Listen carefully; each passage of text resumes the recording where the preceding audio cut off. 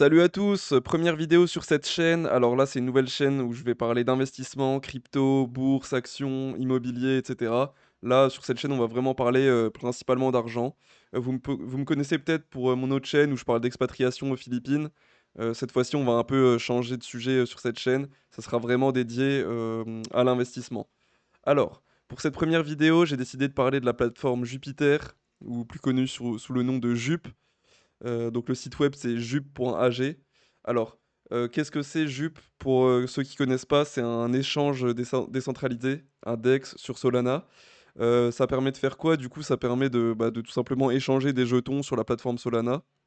Voilà, que ce soit des Solana, des stablecoins, peu importe. On peut aussi trade des meme coins dessus, des coins qui viennent de sortir. Ce qui est pas mal aussi avec les meme coins, c'est qu'ils ont une sorte de badge, une certification pour dire voilà, que c'est un contrat, un smart contract legit, où il n'y a pas de rug pull. Bon, il y a quand même pas mal de problèmes avec ce petit badge, parce que bon, il y a des manières de passer au travers et d'être certifié alors que le token est un scam. Mais bref, on n'est pas là pour parler de ça aujourd'hui. Là, je vais juste parler du coup de la plateforme Jup et je vais expliquer pourquoi, selon moi, c'était un très bon projet, mais malheureusement, la team a fait n'importe quoi et maintenant, c'est un projet mort en fait. Alors, déjà, ce qui est bien sur Jup, c'est que, alors il y a deux systèmes qui sont bien. Déjà, ce qui est bien, c'est l'interface, honnêtement, c'est hyper pratique. Là, on peut voir que bah, on peut faire du trading spot, on peut faire du trading perpétuel. Donc perpétuel, c'est faire du trading avec levier. Malheureusement, on peut trade que Solana, Ethereum et Bitcoin. Mais bon, c'est déjà un bon début. Peut-être que dans le futur, ils ajouteront des nouveaux tokens qu'on pourra trade. Le problème, en fait, ça va être vraiment au niveau de la liquidité. Alors, comment ils font du coup pour qu'on puisse trade en levier des jetons comme ça? Bah, c'est tout simplement parce qu'il y a des pools où on peut déposer de la liquidité. Ça s'appelle les JLP.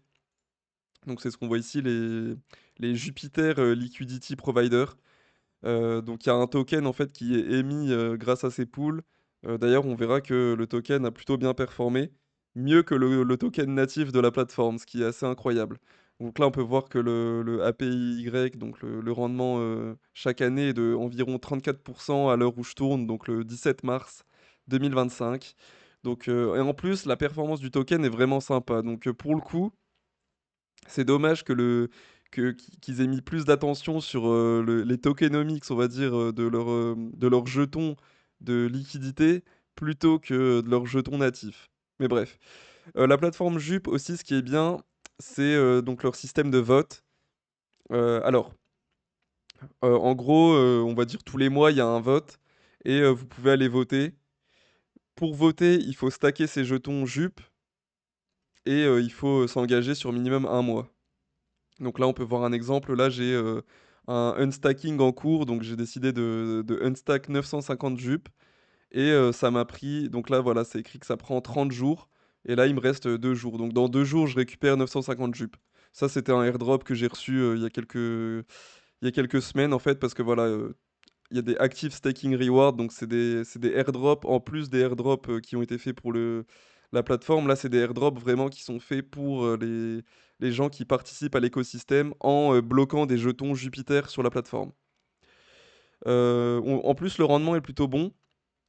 Le problème, c'est vraiment la performance du token. Et ça, il y a tout le monde qui en parle. Je vais expliquer un peu après. Donc là, par exemple, si je vais sur le dernier vote, voilà, on votait pour, je crois, c'était pour l'allocation d'un dev, donc l'allocation en jetons JUP d'un dev, avec un système de log jusqu'à 2030, je crois. Donc voilà, là, on peut voir qu'il y a eu 488 millions de votes, donc en gros 488 millions de Jupiter qui ont été bloqués pour ce vote. Le problème, en fait, c'est que ces votes sont pas vraiment transparents. On peut pas savoir si c'est manipulé, on peut pas savoir qui a voté quoi, c'est vraiment super flou. Il y a que la team, en fait, qui peut savoir et ça, c'est un peu la chose que je leur reproche. Première chose que je leur reproche.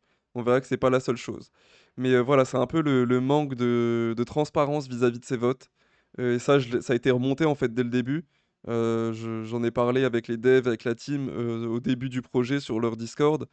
Le problème, c'est qu'on verra au final, ils écoutent, à moitié la communauté.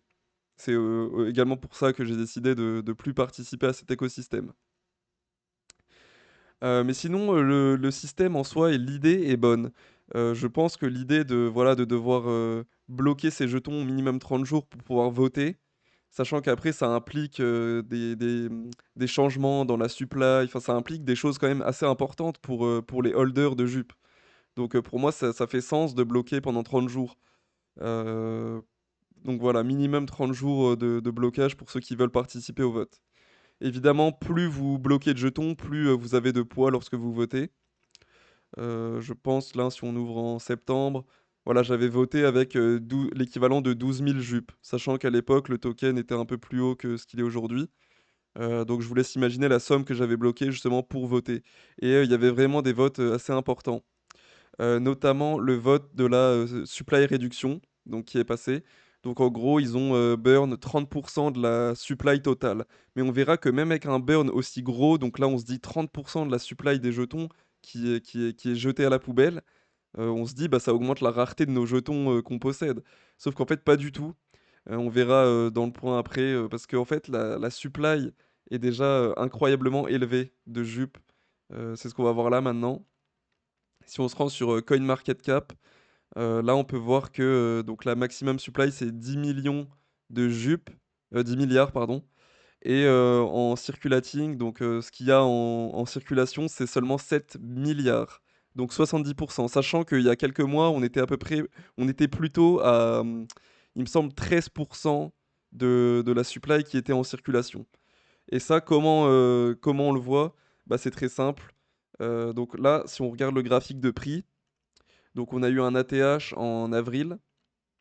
En avril 2024, on est monté à 1,74 dollars, 1,74 dollars. Le problème, c'est que vraiment, depuis, on n'a fait que baisser et on n'est jamais revenu revisiter l'ATH, malgré les performances incroyables de Bitcoin et du marché crypto en général. Donc voilà. Pour rappel, voilà, vers octobre-novembre 2024, on a eu un pic sur Bitcoin et sur Jup, bah, on était toujours aux alentours de entre 1,10 et 1,30, ce qui était une performance assez ridicule.